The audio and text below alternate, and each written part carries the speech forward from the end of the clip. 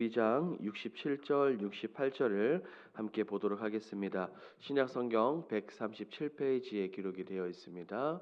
누가복음 22장 67절, 68절입니다. 우리 한 목소리로 함께 읽도록 하겠습니다. 이르되 내가 그리스도인이거든 우리에게 말하라. 대답하시되 내가 말할지라도 너희가 믿지 아니할 것이요 내가 물어도 너희가 대답하지 아니할 것이니라. 아멘. 오늘 본문은 이 사람들에게 신문을 당하는 예수님의 모습을 그리고 있습니다.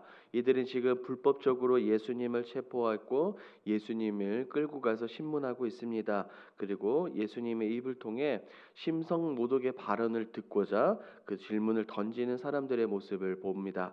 오늘 본문이 말하고자 하는 내용은 무엇인지 함께 살펴보도록 하겠습니다. 내용 관찰 1번입니다. 성전을 지키는 사람들은 예수님을 어떻게 대합니까? 여기서 지키는 사람들이란 밤에 체포된 예수님을 낮에 공회가 열릴 때까지 예수님을 지키던 사람들을 말합니다.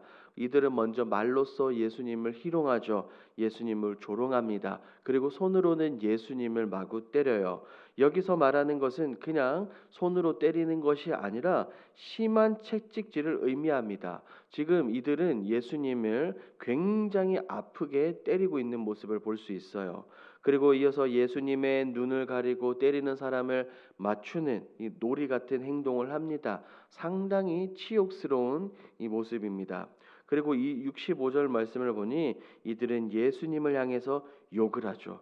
예수님을 향해 희롱하고 온갖 상스러운 말들로 모욕합니다. 인자이신 예수님, 하나님의 아들이신 예수님께서 이처럼 온갖 수치를 당하셨습니다. 2번입니다. 백성의 장로들이 예수님께 질문한 두 가지는 무엇입니까? 리더들, 이들은 지금 예수님을 미워하고 예수님을 잡고자 했습니다. 그래서 예수님이 넘어질 만한 질문들을 던지는 겁니다. 그래서 신문할 때 굉장히 고도의 어려운 질문을 합니다. 67절 말씀을 보면 이들의 질문은 예수님의 정체성에 관한 질문입니다. 예수님이 어떤 사람이라는 거예요. 예수님 자신이 그리스도가 맞느냐 아니냐는 것입니다. 하지만 우리 주님은 그들에게 대답하지 않습니다. 대신 69절에서 말씀하시길 인자가 하나님 보좌 우편에 앉을 것이다 라고 주님은 말씀하시지요. 이어 70절에서도 똑같이 예수님의 정체성에 관한 질문입니다. 이번에는 예수님을 확실히 걸고 넘어뜨리도록 신성모독이라 여기는 질문을 이들은 예수님께 던지고 있습니다. 하지만 이번에도 주님은 직접적으로 대답하지 않으시고 그들이 지금 말하고 있다라고 대답하시죠. 어떻게 보면 그들의 질문에 그들의 입으로 답을 하는 긍정적인 답을 내리시고 있습니다. 이 두 가지 질문은 모두 예수님을 트집 잡아 걸고 넘어뜨리고자 하는 그런 질문임을 우리는 기억을 해야 합니다. 연구와 묵상을 보겠습니다. 예수님께서는 왜 백성의 장로들의 질문에 바로 답하지 않으십니까? 이 장로들은 예수님을 걸고 넘어지기 위해 예수님의 정체성에 관한 질문을 던졌습니다. 당시 이 종교 지도자들은 예수님의 정체성은 상당히 이슈였고 민감한 사항이었어요. 하지만 우리 예수님은 그들의 질문에 직접적으로 답을 하지 않으셨습니다. 왜냐하면 이들은 예수님을 진정한 주님으로 인정하지 않았기 때문입니다.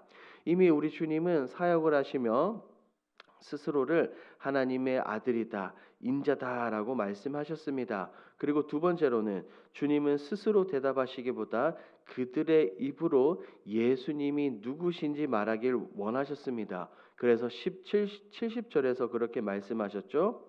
너희들이 내가 그라고 말하고 있느니라라고 말입니다. 여기서 느낀 점으로 가보겠습니다. 예수님께서 하나님의 아들이시며 구원자로 이 땅에 오셨음을 수없이 말씀하셨는데도 믿지 않는 사람들을 보며 무엇을 느낍니까? 우리 주님은 사역을 하시며 하나님 나라를 위해서 사역하신다라고 분명하게 말씀하셨어요. 그리고 온갖 기적들을 보이셨고 하나님의 아들이심을 분명하게 많은 사람들이 알 수 있도록 선포하셨습니다. 하지만 많은 사람들이 예수님을 진정으로 믿지 않았어요. 주님을 따르던 제자들 역시 예수님의 참된 정체성에 대해서 알지 못했고 예수님을 온전한 구원자로 여기지 못했습니다. 제자들과 유다 백성들의 모습이 곧 오늘 우리의 모습, 나의 모습일 수 있음을 우리는 분명하게 기억을 해야 합니다. 많은 사람들은 기적을 일으키는 예수님을 따라다녔습니다. 얼마나 많았던지 구름대와 같이 수많은 사람들이 있었지만 그들 모두 기적을 일으키는 예수님에게만 관심이 있었지 하나님의 아들이고 구원자이신 예수님에게는 관심이 없었습니다. 단지 따라다니는 사람들은 자신들의 이익, 유익, 미래만을 위해서 주님을 쫓아다녔습니다. 더불어 예수님을 미워하고 시기하고 질투하던 사람들도 굉장히 많았습니다. 오늘 우리는 어떻습니까? 지금 예수님을 나의 유일한 구원자로 믿고 있는지 우리가 생각해 볼 필요가 있습니다.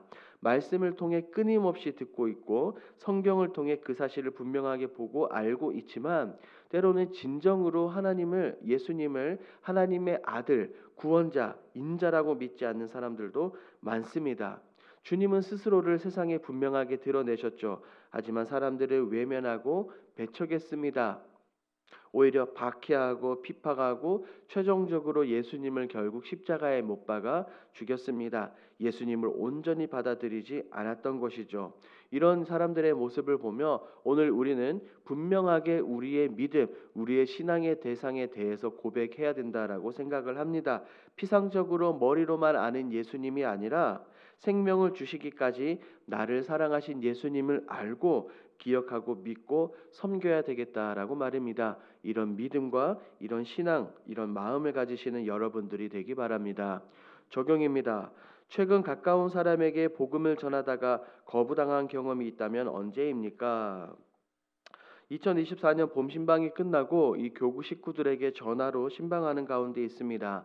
지난주에 한 분과 통화를 하는데 너무너무 안타까워했습니다. 왜냐하면 그분은 현재 가족 중에서 혼자 신앙생활하고 있기 때문입니다. 남편도 다니지 않고 자녀들도 다니지 않고 홀로 신앙생활하고 있습니다. 자신이 믿고 있는 예수님, 그분은 예수님이 너무나 좋대요. 그래서 너무나 좋아하고 사랑하는 예수님을 소개하고 싶어서 복음도 제시하고 우리 길동교회도 소개하고 했지만 듣지 않는다고 해요. 남편도 그렇고 자녀들도 말입니다. 오히려 반발심을 더 일으키며 그렇게 열심히 할 거면 오히려 교회 나가지 말라라는 이런 소리도 들었다고 합니다. 그 이야기를 듣는데 마음이 참 아팠습니다. 진리 대신 예수님, 생명의 예수님을 전하는데 거부하는 사람들이 너무나도 많죠. 그래서 제가 그분께 통화하며 이렇게 말했습니다. 괜찮습니다. 지금은 가족들이 반대하더라도 하나님의 약속된 그때에 반드시 돌아올 수 있습니다. 그러니 낙담하지 마시고 포기하지 마시고 이 영혼들을 위해서 끝까지 기도하십시오. 흘린 눈물의 기도는 반드시 응답될 것이다 라고 말입니다.